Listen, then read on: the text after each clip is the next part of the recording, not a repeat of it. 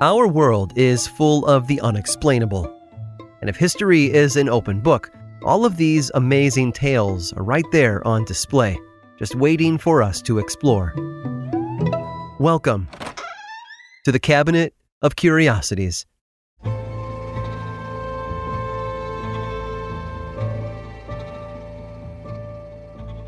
Photography during the late 1800s and the turn of the century saw a drastic leap in progress from the pinhole cameras and daguerreotypes of the past. Peter Houston invented the first roll film camera in 1881, which he then licensed to George Eastman of the Eastman Kodak Company. From then on, photographers of all kinds, from amateurs to professionals, were able to capture special events and daily life with the press of a button. However, speed wasn't everything. There was something about those old cameras, the way that they could capture the truth of a moment. One photographer used her camera to capture more than a moment, though. She managed to snap a picture of something entirely unexpected. In 1891, Wellington Henry Stapleton Cotton, also known as Lord Combermere, was killed while visiting London. He'd been injured in a horse-drawn carriage accident, and weeks after the incident, a blood clot in his heart resulted in cardiac arrest.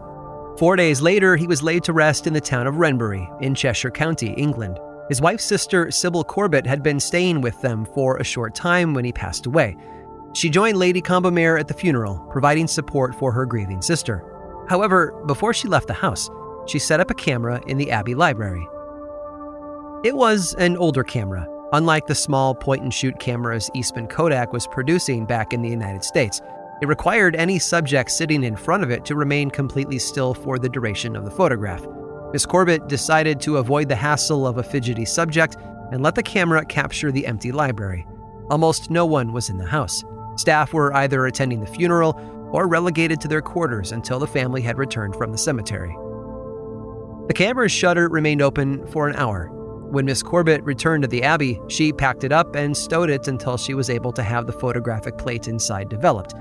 8 months later, she got her chance, and upon examining the photos she'd taken, noticed something odd about the picture of the library.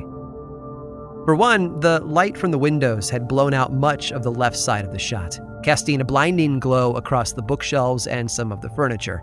And seated in the chair in the foreground was a person. Well, not a whole person. He was transparent, almost a blur. The visage wore a high-collared shirt and black cloak. His hair was white, and he had a beard. Miss Corbett showed the photo to her sister, who confirmed that it was, in fact, the late Lord Combermere. Corbett couldn't believe it. She went back to check the date the photograph had been taken and was shocked to find that as the camera was capturing the ghostly image of Lord Combermere, everyone else was attending his funeral. Very few people within the family knew about the picture, and for several years, things stayed that way. Then in 1895, a secret society of paranormal researchers known as the Society for Psychical Research published a journal detailing Miss Corbett's fantastic photo. It turns out a friend of hers had contacted them about looking into whether Lady Combermere's sister had, in fact, captured a ghost on film. The plate she'd used to take the photo had been prepackaged and had not been exposed prior to the day's events. She'd also only ever taken pictures of landscapes and buildings, both subjects devoid of people. The obvious answer then was that someone in the house had taken a brief rest in the chair before getting up again. However, the person sitting in the chair did not resemble any of the men who might have been in the house at the time. There was something else, though, too. While the top half of Lord Combermere's ghost was visible in the photograph, his legs were not. They weren't hidden behind anything. They simply weren't present, which made sense given his condition just before he died. The horse-drawn carriage that had injured him had also crushed his legs. A relative who attended him before his death claimed to a reporter at the time that his legs had been so badly damaged, he would never walk again. Perhaps that's why he needed to sit in the first place.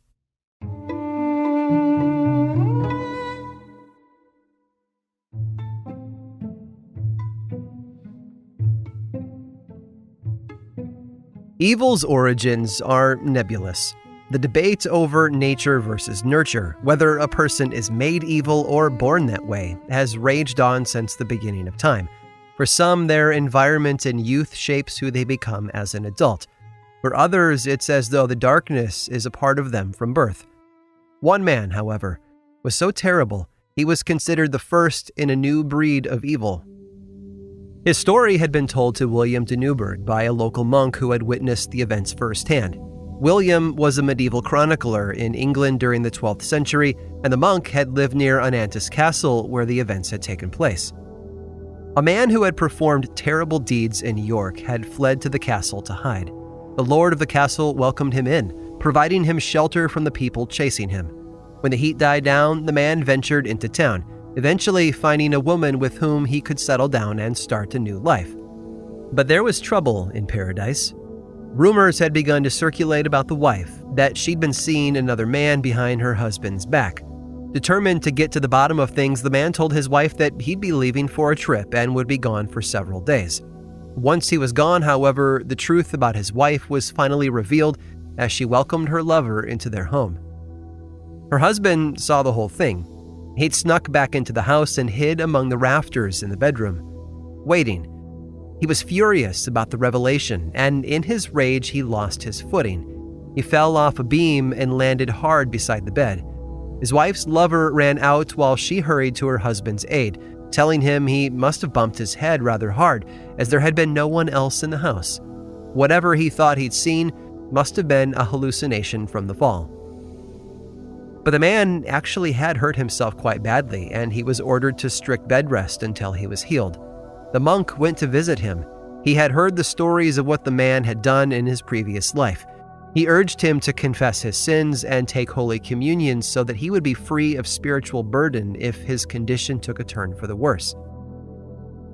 The man, though, couldn't be bothered with the monk's request. He knew what he had seen, and no amount of misdirection could make him forget. His wife had been with another man in their bed, and he couldn't rest until he had gotten justice. He told the monk he'd consider his request the following day. But as the old saying goes, don't put off till tomorrow what you can do today. The man's condition did in fact worsen, and during the night he passed away. Despite not confessing his sins or taking the Eucharist, the man was given a Christian burial, and perhaps that's where the monk's plan had gone wrong. A man with as much unquenched evil coursing through his veins could not be stopped by such a ceremonial end.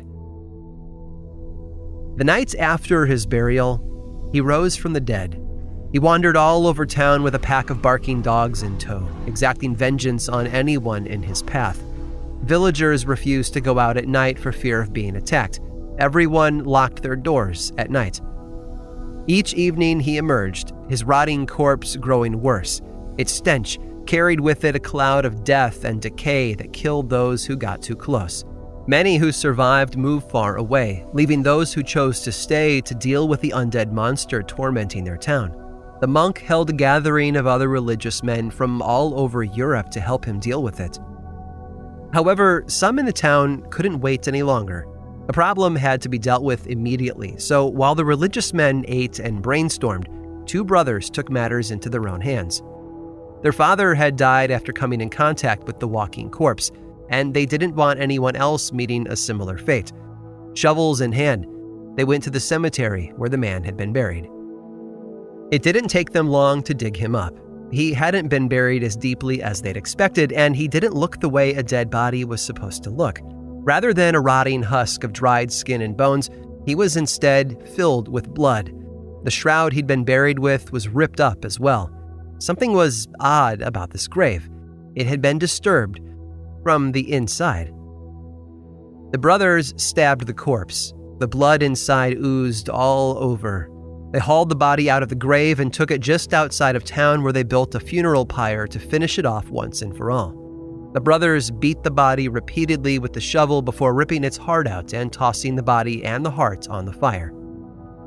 Once the corpse had been reduced to ash, the two men told the monk and his companions at the church of what they had done. The monster was gone. No one else died from the evil man's poisonous clouds after that, but something else had emerged that night. It wouldn't be given a name for another 500 years or so, but the monk's story had given birth to a legend as immortal as the man it was based on. The monk and the townsfolk had faced off against what is widely considered to be the first known vampire. I hope you've enjoyed today's guided tour of the Cabinet of Curiosities. Subscribe for free on Apple Podcasts or learn more about the show by visiting curiositiespodcast.com. This show was created by me, Aaron Mahnke, in partnership with How Stuff Works. I make another award-winning show called Lore, which is a podcast, book series, and television show, and you can learn all about it over at theworldoflore.com. And until next time, stay curious.